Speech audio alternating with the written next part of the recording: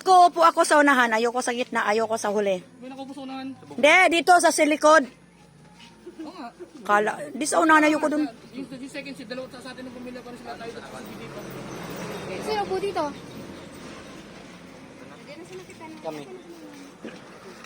Ako kahit sa bubong na lang. Ha? Magbayad pa sa musikin sa ano.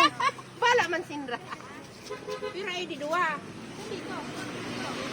Bahala kayo. Basta ako, nandito ako sa ano, sa tabi ni ano, ni Romeo. Hindi nga kasya mo, sige mo. Hindi, dito ako. Kaming tatlo. Oh. Lahat tayo nasa PJ, siya ito pa rin. Iwasak niya pa. Oh. May nakaupo na sa harap. Wala na, hindi natin pwedeng ano Ay, yung ako may sarap. nakaupo na sa harap. Dito mas na yun. Dito lang ako. Hindi ko nga problema sila. Dito tatanggalin pa mamaya pag naayos na. At tanggalin pala yun, tatlo sila nila DJ. Si PJ.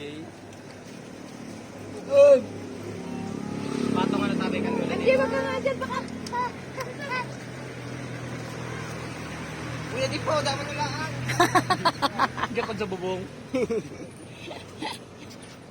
Ano si naning-naning, sakay na ka din naning-naning.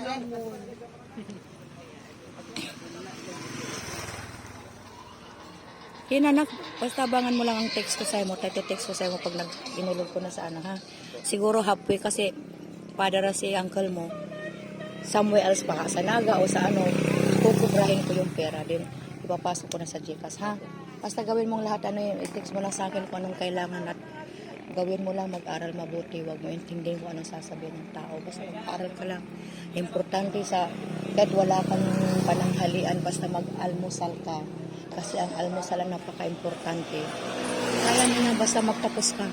At tayo'y magpapatayo ng ano, ng mall sa Legazpi. Okay? Ingat ka sa mama mo. Tapos din na yan ha. Tabangan mo si mama mo sa raot su gripo.